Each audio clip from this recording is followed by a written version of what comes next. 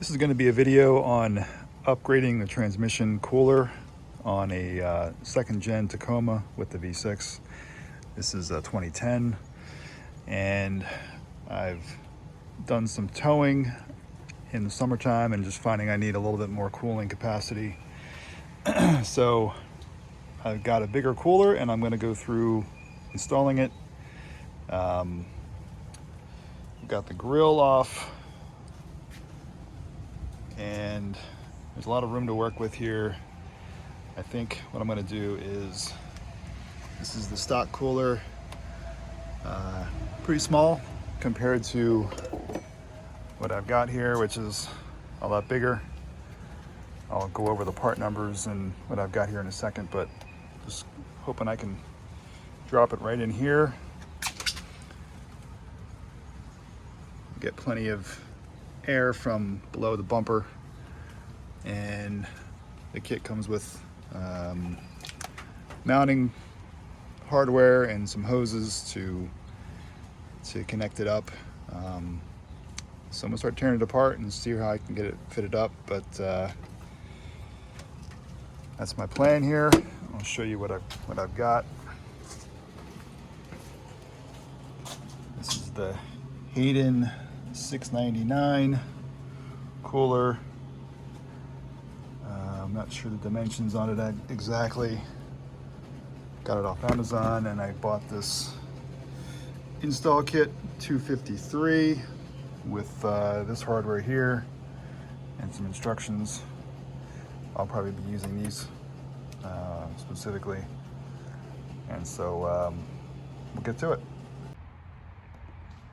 So I'm making a follow-up video to my install.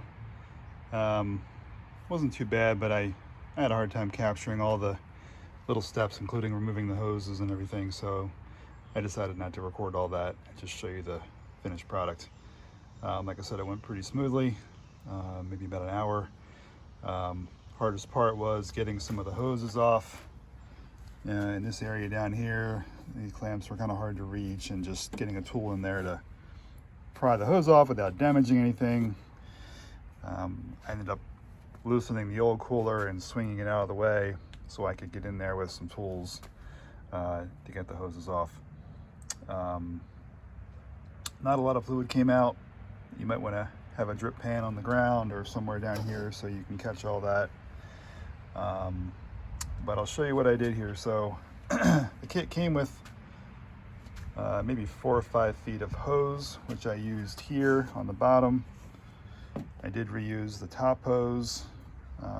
It actually worked pretty well because this is a pretty sharp bend, and the original top hose was already molded in that 90-degree angle.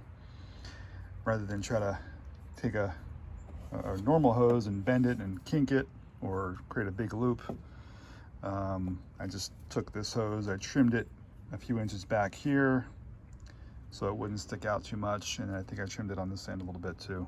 Actually, it works pretty well.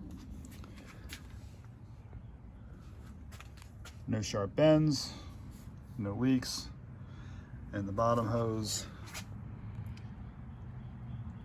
just a nice gentle loop there. You don't want to kink it too much. Plenty of room for the frame and other parts once the grill goes back on. So that's the hose connections. Just reuse the same clamps. Felt like those were fine. The cooler itself is not perfectly level, but it's fine. The reason why that is I was trying to reuse some of the holes I was already given. So this bracket here worked out pretty well. So I used the hole in the cooler to mount that up. You can see where that goes through the back. There's a little rubber isolator there that you want to retain if possible. Any vibration will damage the cooler and crack it. On this side, I used, actually I drilled a hole here once I felt I had it pretty level. I drilled a hole here using some of my own hardware. I think an M6 bolt use the isolator. There's a metal sleeve inside of it, so once you tighten it down and squeeze it, it'll stop squeezing and you'll be able to, you know, kind of tighten it down a good bit so it won't work itself loose. Use the hole in the cooler, use one of the brackets that they gave me and just cut it short and made use of that. And then on the bottom, there's another hole that was already there that I used for this support bracket. You can see what that is. It goes from the hood lock down. There's a bolt there. That's the bolt. I just put the cooler in place. It lined up pretty good. You can't see it really well, but there is a rubber isolator in there. Not sure if I can show you that from below. Final product, it doesn't move. It's pretty stiff. Took it for a test drive, no leaks, no issues.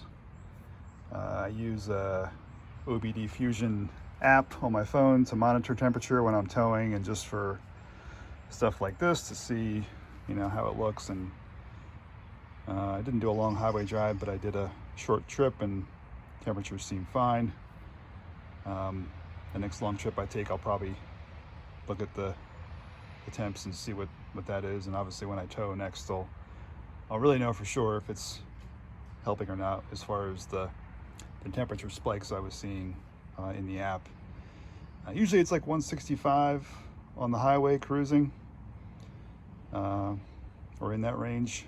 And I was seeing spikes of 200, 210, 220. Usually when you're on a hill and the torque converter hasn't locked up, you see those spikes in temperatures and you want to be watching those. So we'll see if that helps. I mean, the cooler's probably 3 times as big, maybe 2.5 times as big.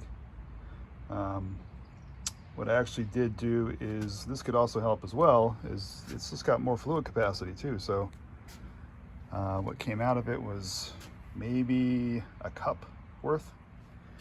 And what I put back into the system was a full quart of this fluid, Toyota fluid. So it says the cooler has a 1 quart capacity. So I figured I was filling up the cooler itself and whatever else was already in the system, because there had not a whole lot to come out. So I'm adding a little more fluid capacity, I'm adding more cooling, and hopefully that will do the job. So let me know if you have any questions in the comments. I'm going to post links to part numbers and whatnot, in case anybody wants to do this themselves. Thank you.